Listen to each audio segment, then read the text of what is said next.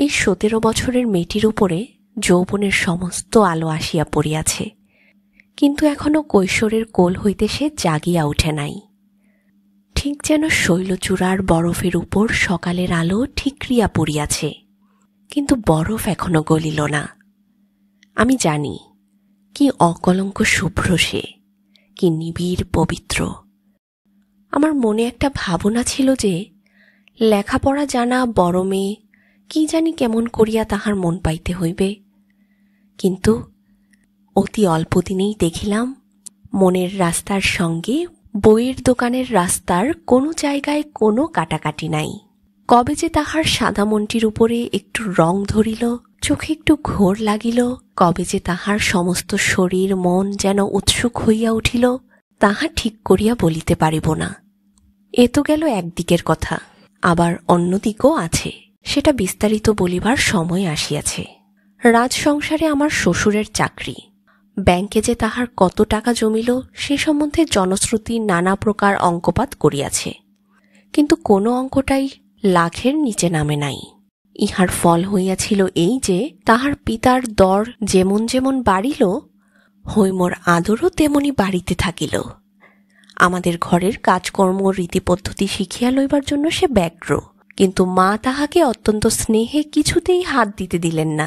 এমনকি হৈমর সঙ্গে পাহাড় হইতে যে দাসী আসিয়াছিল, যদিও তাহাকে নিজেদের ঘরে ঢুকিতে দিতেন না, তবু তাহার জাত সম্বন্ধে প্রশ্নমাত্র করিলেন না, পাছে বিশ্রী একটা উত্তর শুনিতে হয়। এমনিভাবেই দিন চলিয়া যাইতে পারিত, কিন্তু হঠাৎ একদিন বাবার মুখ ঘোর অন্ধকার দেখা গেল।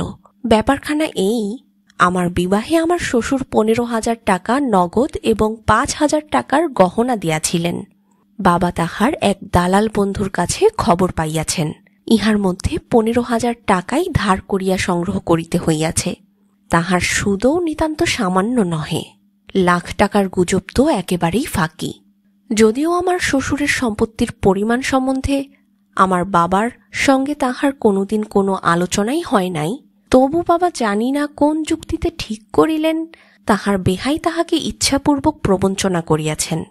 তারপরে বাবার একটা ধারণা ছিল আমার শ্বশুর রাজার প্রধানমন্ত্রী, গোছের একটা কিছু। খবর লইয়া জানিলেন তিনি সেখানকার শিক্ষা বিভাগের অধ্যক্ষ। বাবা বলিলেন, অর্থাৎ স্কুলের হেডমাস্টার, সংসারে ভদ্রপদ যতগুলো আছে তাহার মধ্যে সবচেয়ে ওচা। বাবার বড় আশা ছিল শ্বশুর রাজবাদে কাল যখন কাজে অবসর লইবেন তখন আমি রাজমন্ত্রী হইব। এমন সময় রাস উপলক্ষে দেশের কুটুমরা আমাদের কলিকাতার বাড়িতে আসিয়া জমা হইলেন। কন্যাকে দেখিয়া তাহাদের মধ্যে একটা কানাকানি পড়িয়া গেল। কানাকানি ক্রমে অস্ফুট হইতে স্ফুট হইয়া উঠিল। দূর সম্পর্কের কোনো এক দিদিমা বলিয়া উঠিলেন, পোড়া কপাল আমার, নাত বউ যে বয়সে আমাকেও হার মানাইল। আর এক দিদিমা শ্রেণিয়া বলিলেন, আমাদেরই যদি হার না মানাইবে তবে অপু বাহির হইতে বউ আনিতে যাইবে কেন? আমার মা খুব জোরের সঙ্গে বলিয়া উঠিলেন, ও মা, সে কি কথা? বৌমার বয়স সবে 11 বই তো নয়, এই আসছে ফাল্গুনে 12 পা দিবে। খোট্টার দেশের ডাল রুটি খাইয়া মানুষ, তাই অমন বারন্ত হইয়া উঠিয়াছে। দিদিমারা বলিলেন, বাছা, এখনো চোখে এত কম দেখি না, কন্যা পক্ষ নিশ্চয়ই তোমাদের কাছে বয়স ভাড়াইয়াছে। মা বলিলেন, আমরা যে কুষ্ঠি দেখিলাম। কথাটা সত্য, কিন্তু কোষ্ঠীতেই প্রমাণ আছে মেয়ের বয়স 17। প্রবীণারা বলিলেন, কুষ্ঠিতে কি আর ফাঁকি চলে না? এই লইয়া ঘোর তর্ক, এমনকি বিবাদ হইয়া গেল। এমন সময় সেইখানে হৈম আসিয়া উপস্থিত। কোন এক দিদিমা জিজ্ঞাসা করিলেন, নাতবউ, তোমার বয়স কত বলো তো? মা তাহাকে চোখ টিপিয়া ইশারা করিলেন।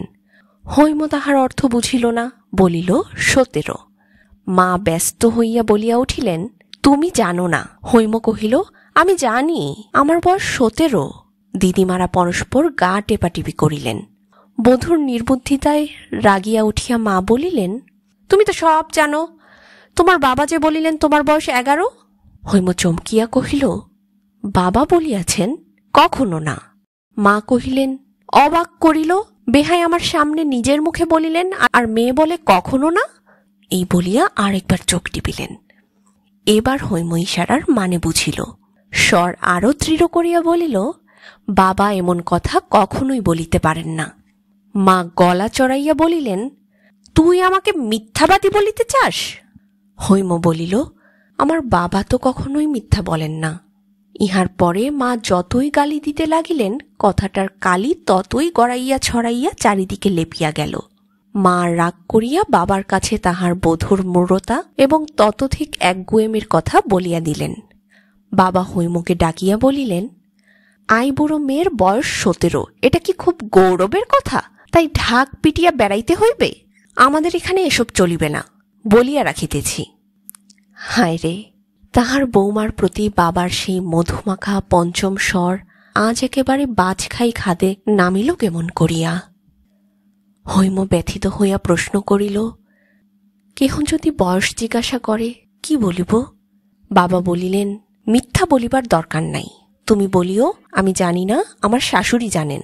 কেমন করিয়া মিথ্যা বলিতে না হয় সেই উপদেশ শুনিয়া হৈম এমন ভাবে চুপ করিয়া রহিল যে বাবা বুঝিলেন তাহার সদুপদেশটা একেবারে বাজে খরচ হইল।